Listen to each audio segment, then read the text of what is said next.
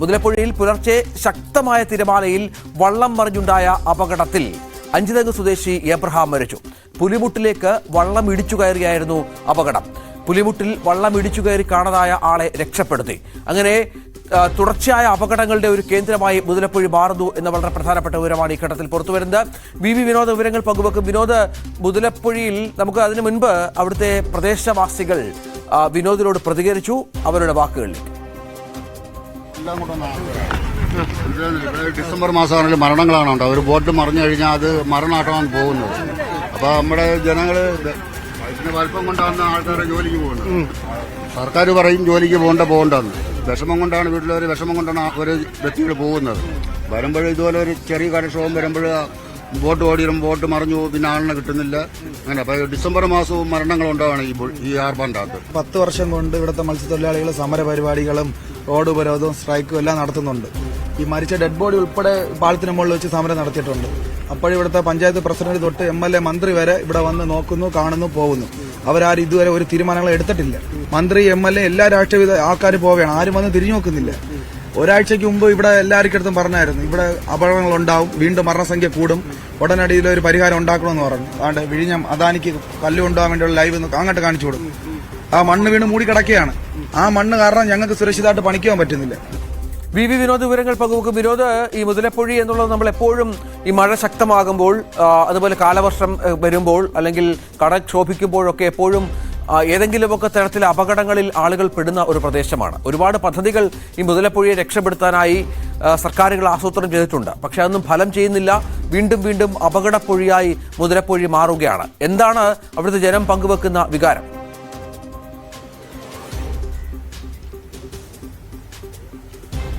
രഞ്ജിത്ത്, സത്യത്തിൽ ഇവിടെയുള്ള ആളുകൾ ഇപ്പോൾ ഈ പ്രതിഷേധിച്ച് ഏതാണ്ട് ഒരു നിർവികാരതയിലേക്ക് എത്തിയിരിക്കുന്നു എന്ന് വേണം പറയാൻ. കാരണം നാളെ ഒരു സമരം അവർ പറഞ്ഞിട്ടുണ്ട്. പക്ഷേ അപ്പോൾ പോലും അവരുടെ ഒരു ഈ പ്രതിഷേധത്തിനപ്പുറത്തേക്ക് അവർ നിസ്സഹായമായി പോകുന്നു ഇവിടുത്തെ ജനങ്ങൾ എന്നതാണ് തുടരെ ഇവിടെ ഒന്ന് റിപ്പോർട്ട് ചെയ്യുമ്പോൾ നമുക്ക് പറയാൻ കഴിയുന്ന കാര്യം. കാരണം എത്രയോ തവണയായി അവർ ഇത് പറയുന്നതാണ്.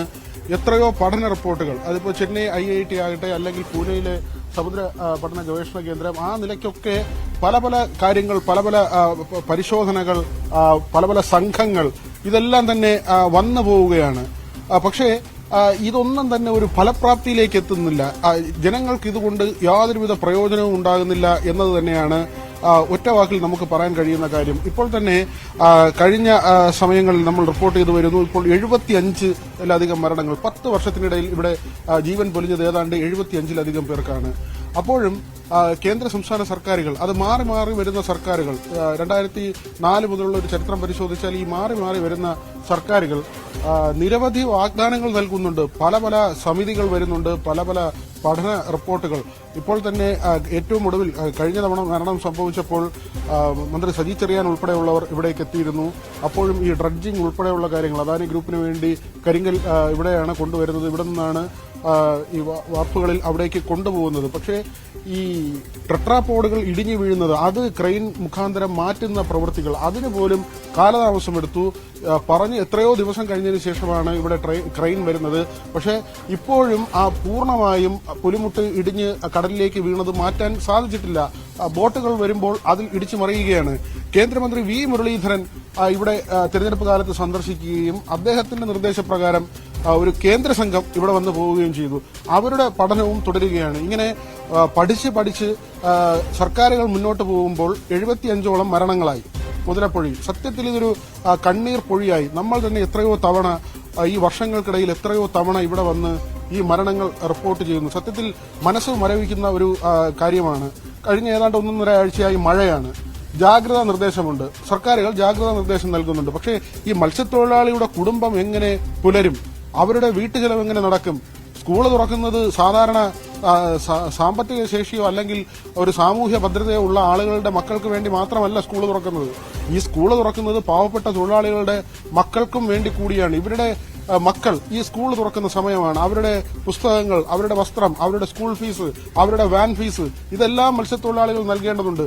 ഇവർ എവിടെ നിന്നാണ് ഇത് കണ്ടുപിടിക്കേണ്ടത്? ജാഗ്രതാ നിർദ്ദേശമുണ്ടായിരുന്നു. ഇന്നലെ മഴ മാറി നിന്ന ഒരു ദിവസമാണ്. ഇന്നിപ്പോഴും ഇവിടെ മഴ മാറി നിൽക്കുന്ന ഒരു സാഹചര്യമാണ്.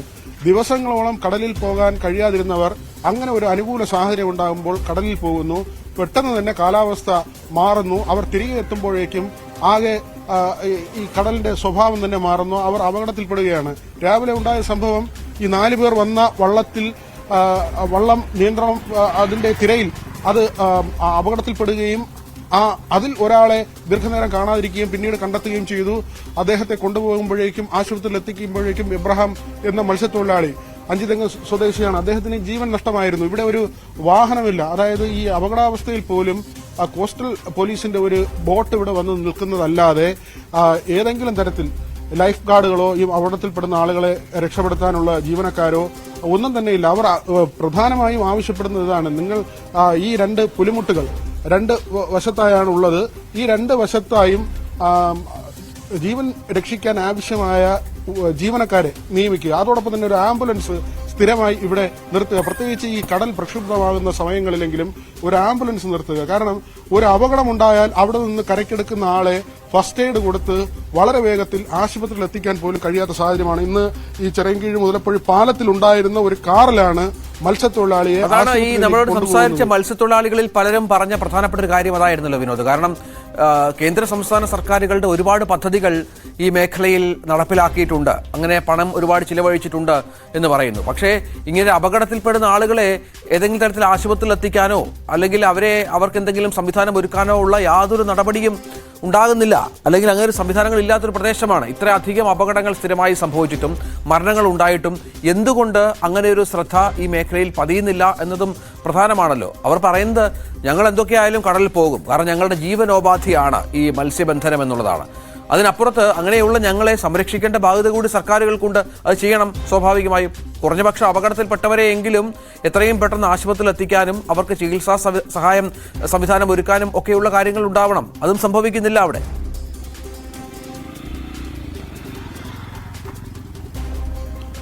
രഞ്ജിത്ത്, അത് തന്നെയാണ് കാരണം. ഇപ്പോൾ വേനൽ മഴ, അത് കഴിഞ്ഞ് അതിന്റെ തുടർച്ചയായി കാലവർഷം എത്തുന്നു. ജൂൺ 9 ട്രോളിംഗ് നിരോധനമാണ്. ഈ തരത്തിൽ നോക്കിയാൽ ഇനി ഒരു സീസൺ ആകെ മത്സ്യത്തൊഴിലാളികളെ സംബന്ധിച്ച് വെല്ലുവിളിയുടെ വറുതിയുടെ കാലമാണ്. അവരുടെ ജീവിതത്തെ സംബന്ധിച്ച് വലിയ പ്രതിസന്ധിയിലേക്ക് പോകുന്നൊരു സാഹചര്യമുണ്ട്. നമ്മൾ ഏറ്റവും അടിസ്ഥാനപരമായി നോക്കേണ്ടത്, കേരളത്തിൽ തീരദേശ ജില്ലകൾ നിരവധിയുണ്ട്. പക്ഷെ അതിൽ തിരുവനന്തപുരത്ത് മുതലപ്പുഴയിൽ മാത്രം എന്തുകൊണ്ട് ഇങ്ങനെ അപകടങ്ങൾ സംഭവിക്കുന്നു എന്നതാണ് പ്രധാനമായും ഉയരുന്ന ചോദ്യം. മറ്റൊരിടത്തും ഇങ്ങനെ മത്സ്യത്തൊഴിലാളികൾ അപകടത്തിൽപ്പെടുകയോ മരണങ്ങൾ ഇങ്ങനെ തുടരെ മരണങ്ങൾ സംഭവിക്കുകയോ ചെയ്യുന്നില്ല. എന്തുകൊണ്ട് മുതലപ്പുഴയിൽ മാത്രം? അതിനുള്ള ഏറ്റവും കൃത്യമായ കാര്യം ഇവിടുത്തെ മത്സ്യത്തൊഴിലാളികൾ പറയുന്നത് ഈ പുലിമുട്ടുകളുടെ അശാസ്ത്രീയമായ നിർമ്മാണമാണ്. അതായത് കുപ്പിക്കഴുത്ത് പോലെയാണ് ഇവിടെ പുലിമുട്ട് നിർമ്മിച്ചിട്ടുള്ളത്. വീതിയില്ലാത്ത പുലിമുട്ടാണ്. 2 പുലിമുട്ടുകളും ചേർന്നാണ് നിൽക്കുന്നത്. അതായത് ഇവിടെ നിന്ന് അഴിമുഖത്ത് നിന്ന് മത്സ്യബന്ധന യാനങ്ങൾ അവിടേക്ക് ചെല്ലുമ്പോഴേക്കും വലിയ തിരകളാണ് അവിടെ ഉയർന്നു വരുന്നത്. കാരണം ഈ 2 പുലിമുട്ടും ചേർന്ന് നിൽക്കുന്നതുകൊണ്ട് തന്നെ വലിയ ശക്തിയിൽ അവിടെ തിര രൂപപ്പെടുകയാണ്. ഇത് വള്ളങ്ങളെ എടുത്തു മറിക്കുന്നു. അതോടൊപ്പം തന്നെ മത്സ്യബന്ധനം കഴിഞ്ഞു വരുന്ന വള്ളങ്ങളും ഈ ഉയർന്ന തിരയിൽപ്പെട്ട് അവിടെ കമിഴ്ന്ന് വീഴുകയാണ്, അല്ലെങ്കിൽ അത് അവിടെ മറിയുകയാണ്. ആ തരത്തിൽ അപകടങ്ങൾ സംഭവിക്കുന്നു. ഈ പുലിമുട്ടിന്റെ നിർമ്മാണം നമുക്ക് കാണാം. ഈ കോടിക്കണക്കിന് രൂപ പലവിധ പദ്ധതികൾക്ക് ചെലവഴിക്കുന്ന ഒരു സംസ്ഥാനമാണ്. അത് കേന്ദ്രാവിഷ്കൃത പദ്ധതികളാകട്ടെ, സംസ്ഥാന സർക്കാരിന്റെ പദ്ധതികളാകട്ടെ, എന്തുമാകട്ടെ, കഷ്ടിച്ച് ഒരു വശത്തെ പുലിമുട്ടിന് ഒരു 70 മീറ്റർ നീളം, അതിനപ്പുറത്തേക്ക് അതിന് നീളമില്ല. ഇത് ഒന്ന് പുനർനിർമ്മിക്കുക. പ്രത്യേകിച്ച് ഇപ്പോൾ നമ്മൾ കാണുന്നത് ഈ അഴിമുഖത്ത് നിന്ന് നേരെ കടലിലേക്ക് പ്രവേശിക്കുകയാണ്. മറിച്ച് നേരത്തെ വന്ന ചില പഠന റിപ്പോർട്ടുകളിൽ പറഞ്ഞിരുന്നത് ഒരു ബ്രേക്ക് വാട്ടർ, അതായത് ഈ പുലിമുട്ട് ഇപ്പോൾ കാണുന്നത് പോലെ തന്നെ ഇതിപ്പോൾ പടിഞ്ഞാറ് ഭാഗത്തേക്കാണ് തുറന്നു ഇരിക്കുന്നത്. അത് മാറ്റി ഇതിനെ ഒരു കർവ് രൂപത്തിൽ കടലിലേക്ക് കുറച്ചുകൂടി പുലിമുട്ട് ഈ നീളത്തിൽ തന്നെ ഇറക്കി കർവാക്കി മാറ്റി വടക്ക് വശത്തേക്ക് ഇതിന്റെ എൻട്രൻസ് കൊടുക്കുക. അതായത് ബോട്ടുകൾ ഇവിടെ നിന്ന് നേരെ ചെന്ന് വലതുവശത്തേക്ക് തിരിഞ്ഞ് അതുവഴി കടലിലിറങ്ങുന്ന തരത്തിൽ ഒരു ബ്രേക്ക് വാട്ടർ ഇതിന് കടലിന് സമാന്തരമായി നിർമ്മിക്കുക. അങ്ങനെ ഈ തിരയടി ആ കരിങ്കൽ ഭിത്തിയിൽ അടിച്ചു നിൽക്കും. ബോട്ടുകൾക്ക് അപകടമില്ലാതെ ഇവിടെ നിന്ന് നേരെ പോവുകയും അവിടെ നിന്ന് വലത്തേക്ക് തിരിഞ്ഞ്, അതായത് വടക്ക് വശത്തേക്ക് തിരിഞ്ഞ് കടലിലേക്ക് പ്രവേശിക്കാൻ കഴിയുകയും ചെയ്യുന്ന തരത്തിൽ അങ്ങനെ ഒരു പഠന റിപ്പോർട്ട് വന്നിട്ടുണ്ട്. പക്ഷേ എന്തുകൊണ്ട് ഇതൊന്നും നടപ്പാകുന്നില്ല? എത്ര രൂപ വരും? ഇത്രയും മത്സ്യത്തൊഴിലാളികൾ മരിക്കുമ്പോൾ അവരുടെ ജീവൻ സംരക്ഷിക്കുന്നതിന് വേണ്ടി ഒരു പുലിമുട്ട് നീളം കൂട്ടി പണിയുക എന്ന ഒരു പ്രവൃത്തിയാണ് ഇവിടെ അവശേഷിക്കുന്നത്. പക്ഷേ അതിന് എന്തുകൊണ്ടാണ് ഇത്ര അമാന്തം? എന്തുകൊണ്ട് ഈ റിപ്പോർട്ടുകൾ സജീവമായി പരിഗണിക്കുന്നില്ല? ഈ മത്സ്യത്തൊഴിലാളികളുടെ കണ്ണീര് കാണാതെ പോകുന്നത് എന്തുകൊണ്ടാണ്? മനുഷ്യജീവനാണ് ഇവിടെ ഇല്ലാതാകുന്നത്, മരിച്ചു വീഴുന്നതല്ല, മനുഷ്യർ മരിച്ചു വീഴുകയാണ്. രാവിലെ അവരവരുടെ ഉപജീവനത്തിനായി വീട്ടിൽ നിന്ന് ഇറങ്ങുന്ന ആളുകൾ തിരിച്ചു ചെല്ലുന്നത് ചേതനയേറ്റ ശരീരമായാണ്. ഒരു നിമിഷം നമ്മൾ ആലോചിക്കുക, നമ്മുടെ വീടുകളിലേക്ക് അങ്ങനെ നമ്മുടെ വീട്ടിൽ നിന്ന് തൊഴിലിന് പോകുന്ന ഒരാൾ തിരിച്ച് മൃതദേഹമായി വരുന്ന അവസ്ഥ. ഇതിങ്ങനെ 75 പേരാണ് 10 വർഷത്തിനിടയിൽ മരിക്കുന്നത്. എത്ര കുടുംബങ്ങൾ അനാഥമാകുന്നു, എത്ര പേരുടെ കണ്ണീരിന് ഇടയാക്കുന്നു, എത്ര കുഞ്ഞുങ്ങൾക്കാണ് അച്ഛനില്ലാതെ പോകുന്നത്, ഭർത്താവ് നഷ്ടപ്പെടുന്ന സ്ത്രീകൾ, കുടുംബത്തിന്റെ ഏറ്റവും വലിയ അത്താണി നഷ്ടപ്പെടുന്ന സാഹചര്യം. ഇങ്ങനെ എത്ര കുടുംബങ്ങൾ, ബോട്ടുടമകൾ ആത്മഹത്യ ചെയ്യുന്നു. പലപ്പോഴും ഈ ബോട്ടുകളും മറ്റും നശിച്ചു പോകുന്നു. കോവിഡ് സമയത്ത് കെട്ടിയിട്ട് തുരുമ്പെടുത്ത് പോയ കഥയുണ്ട്. നമ്മൾ കൊല്ലത്തൊക്കെ പോയി ആ വാർത്തകൾ ചെയ്തതാണ്. ഇന്ധനവിലക്കയറ്റം, അല്ലെങ്കിൽ ഈ ബോട്ടുകൾ കെട്ടിയിട്ടത് മൂലമുണ്ടാകുന്ന ബാധ്യത. അങ്ങനെ തൊഴിലാളികൾ മാത്രമല്ല, ബോട്ടുടമകൾ പോലും ആത്മഹത്യ ചെയ്യുന്ന, ബോട്ടുകൾ മുറിച്ചു വിൽക്കുന്ന കാര്യങ്ങൾ നമ്മൾ റിപ്പോർട്ട് ചെയ്തതാണ്. അവിടെയാണ് ഈ മുതലപ്പൊഴി പോലെ തുടർച്ചയായി അപകടമുണ്ടാകുന്ന ഒരിടം. എന്തുകൊണ്ട് അതിനെക്കുറിച്ച് ഗൌരവമായി ആലോചിക്കുന്നില്ല? കേരളത്തിൽ മറ്റൊരു തീരദേശ ജില്ലയിലും ഇങ്ങനെ ആളുകൾ മരിക്കുന്നില്ല. ഇത് അശാസ്ത്രീയത കൊണ്ട് മാത്രം ആളുകൾ മരിച്ചു വീഴുന്ന ഒരു സാഹചര്യം. അതിന് പരിഹാരമുണ്ടാക്കാൻ എന്തുകൊണ്ടാണ് ഈ കാലതാമസം? എന്തുകൊണ്ടാണ് ആ വൈമുഖ്യം? അതാണ് മനസ്സിലാകാത്തത്. അതുതന്നെയാണ് നമ്മൾ തീർച്ചയായിട്ടും പറഞ്ഞോട്ടെ. സർക്കാർ ഇതിനു വേണ്ടിയിട്ട് ഇതുവരെയായിട്ട് ഒരു കാര്യം ചെയ്തിട്ടില്ല. അതായത് ഇവിടെ പൊഴീനെ അഴിയാക്കിയിട്ട് ഇവിടെ ചെയ്ത കാര്യങ്ങൾ കറക്റ്റ് ആണെന്നുണ്ടെന്നുണ്ടെങ്കിൽ ഈ ഇത്രയും തിരമാലകളോ അല്ലെങ്കിൽ ഇതിനൊരു ഇത് സർക്കാർ ഇടപെട്ടുണ്ടാക്കിയിട്ടില്ല. അതുകൊണ്ടാണ് താണ്ട ഇപ്പൊ ഇവിടെ ഈ മൂടിയിരിക്കുന്നതുകൊണ്ടാണ് ഇവിടെ മൊത്തം വെള്ളം കയറിയിരിക്കുന്നത്. ഈ ഇവിടെ വെള്ളം കയറാൻ കാണുമെന്ന് പറഞ്ഞു കഴിഞ്ഞാൽ ഈ പൊഴീനെ അഴിയാക്കി എന്ന് പറഞ്ഞാൽ അതിന്റെ ഒരു സമ്പ്രദായം ഇവർ ചെയ്യണമായിരുന്നു. ഇവർ ചെയ്തിട്ടില്ല. അദാനി ഗ്രൂപ്പ് വന്നിട്ട് ഇവിടെ കുറച്ച് കുഴിയെടുത്ത് കുറച്ച് വെള്ളം മണ്ണ് കെട്ടി കിടക്കുന്നു. ഈ മണ്ണടിയുമ്പോൾ എന്ന് പറഞ്ഞാൽ എന്ത് സംഭവിക്കും? വെള്ളത്തിന് സർക്കുലേഷൻ ഇല്ല, വെള്ളം പോക്കുവരവില്ല. വെള്ളം പോക്കുവരവില്ല വരുമ്പോഴത്തെന്ന് പറഞ്ഞു കഴിഞ്ഞാൽ ആ ഒരു സമ്മർദ്ദം വെള്ളത്തിനുണ്ടാകും, അല്ലെങ്കിൽ ചുഴിയുണ്ടാവും. ആ ഒരു ചുഴിയുടെ കാണാത്തലാണ് ഇതൊന്നും സംഭവിച്ചത്. അതുപോലെ ഈ പുലിമുട്ടെല്ലാം തകർന്ന് പോയിരിക്കുന്നത്. പക്ഷേ ഇവർ ഈ ചെയ്തിരിക്കുന്ന ഇത്ര നാളുകൊണ്ട് എത്ര മാസം കൊണ്ട് ചെയ്തു തുടങ്ങിയിട്ടുണ്ടെന്ന് ഇതിന് ഇതുവരെയായിട്ട് ഒരു പ്രതികാരം ഉണ്ടായിട്ടുണ്ടോ? സർക്കാർ ഇടപെടുന്നില്ല, സർക്കാർ ചെയ്യുന്നില്ല. സർക്കാരെന്നല്ല, ഇവിടെ വേണ്ടപ്പെട്ട ആൾക്കാർ ആരും ചെയ്തില്ല. ആൾക്കാർ ചെയ്തിരുന്നുണ്ടെങ്കിൽ ഇന്നൊരു അനർത്ഥം ഇവിടെ ഉണ്ടാകത്തില്ലായിരുന്നു. ഇതാണ് ഇവിടെ നടന്നിരിക്കുന്നത്. ഇത് തന്നെയാണ് രഞ്ജിത്ത്. ഇത് പൊതുവിൽ ഈ നാട്ടുകാർ പറയുന്നൊരു വികാരമാണ്. അവരുടെ ഹൃദയം കൊണ്ട് പറയുന്ന വാക്കുകളാണ്. എത്രയോ കാലങ്ങളായി അവർ കാണുകയാണ് അവരുടെ കൂടെയുള്ള ആളുകൾ മരിച്ചു വീഴുന്നത്. എന്നിട്ടും ഒരു നടപടി ഉണ്ടാകുന്നില്ല. ഈ പഠന റിപ്പോർട്ടുകൾ ഇങ്ങനെ അട്ടത്ത് വെച്ചിരിക്കാതെ അതിലെന്തെങ്കിലും നടപടി സ്വീകരിക്കുകയാണ് അധികാരികൾ ചെയ്യേണ്ടത്. രഞ്ജിത്ത്, ഈ നാളത്തെ ഒരു പ്രതിഷേധത്തിന്റെ കാര്യം വിനോദ് മത്സ്യത്തൊഴിലാളികൾ പറയുന്നുണ്ടല്ലോ. ഒരുപാട് പ്രതിഷേധങ്ങൾ നമ്മൾ കണ്ടതാണ് മുതലപ്പൊഴിയിൽ. നാളെ അവർ ഏത് തരത്തിലാണ് ഇക്കാര്യങ്ങൾ നടത്താൻ നിശ്ചയിച്ചിരിക്കുന്നത്? അത്തരം വിവരങ്ങൾ വല്ലതുമുണ്ടോ?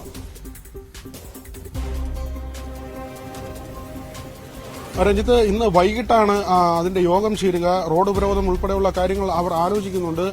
അതിന്റെ ഒരു അന്തിമ രൂപം ആയിട്ടില്ല. ഏതായിരുന്നാലും അവർ പ്രതിഷേധിക്കാൻ തീരുമാനിച്ചിട്ടുണ്ട്. പക്ഷേ ഈ പ്രതിഷേധം എന്നതിനപ്പുറത്തേക്ക് ആദ്യം പറഞ്ഞതുപോലെ തന്നെ അവർക്ക് ഒരു മരവിപ്പിലേക്ക് ഇവിടുത്തെ ജനങ്ങൾ പോകുന്ന ഒരു കാഴ്ചയാണ് നമ്മൾ കാണുന്നത്. കാരണം തുടരെ മാസങ്ങളിൽ മരണങ്ങൾ കാണേണ്ട അവസ്ഥ, അത് എന്തെങ്കിലും രോഗം മൂലമോ അല്ലെങ്കിൽ പ്രായാധിക്യം കൊണ്ടോ ആളുകൾ മരിച്ചു വീഴുന്നതല്ല.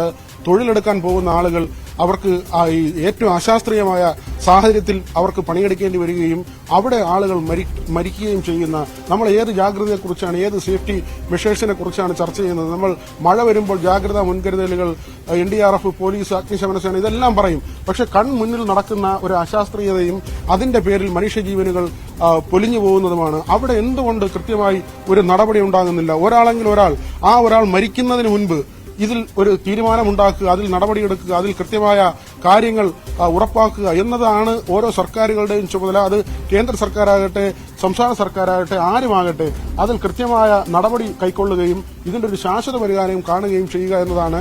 ഇതിൽ തന്നെ ഏറ്റവും ഒടുവിൽ വന്ന റിപ്പോർട്ടിലാണ് നമ്മൾ ഈ പറഞ്ഞതുപോലെ ഇതിന്റെ ഒരു കവാടം, ഇതിന്റെ പ്രവേശന രീതി മാറ്റിക്കൊണ്ട്, അതായത് പടിഞ്ഞാറേക്ക് ഇറങ്ങുന്ന രീതി മാറ്റിക്കൊണ്ട് അവിടെ ഒരു ബ്രേക്ക് വാട്ടർ നിർമ്മിച്ച് അത് ഈ പോകുന്ന ബോട്ടുകൾ വലത്തേക്ക് തിരിഞ്ഞ് വടക്ക് വശത്തുകൂടി കടലിൽ പ്രവേശിക്കുന്നു. അതായത് തിര നേരിട്ട് ഈ ബോട്ടുകളിൽ വന്ന് കയറാത്ത തരത്തിൽ ഒരു കർവ് അവിടെ ഉണ്ടാക്കി പോകുന്ന തരത്തിലുള്ള രീതിയാണ് ഇപ്പോൾ പ്ലാൻ ചെയ്യുന്നത്. പക്ഷേ കോടിക്കണക്കിന് രൂപയോ അല്ലെങ്കിൽ നമ്മൾ മറ്റ് പല കാര്യങ്ങൾക്ക് ആവശ്യത്തിനും അനാവശ്യത്തിനും ചിലവാക്കുന്നു എന്നുള്ള കാര്യങ്ങൾ, അല്ലെങ്കിൽ അനാവശ്യ ചിലവുകൾ എന്ന ആരോപണങ്ങൾ പലയിടങ്ങളിൽ ഉയർന്നു വരുന്നുണ്ട്. ആ ഒരു സാഹചര്യത്തിലാണ് ഇവിടെ കൃത്യമായി ഒരു ബ്രേക്ക് വാട്ടർ സംവിധാനം കൊണ്ടുവന്ന് ഇപ്പോഴുള്ള അശാസ്ത്രീയത മാറ്റി മത്സ്യത്തൊഴിലാളികളുടെ ജീവൻ രക്ഷിക്കണം എന്ന ആവശ്യമല്ല, യാചന മത്സ്യത്തൊഴിലാളികളുടെ ഭാഗത്ത് നിന്നുണ്ടാകുന്നത്. രഞ്ജിത്ത്, ശരി.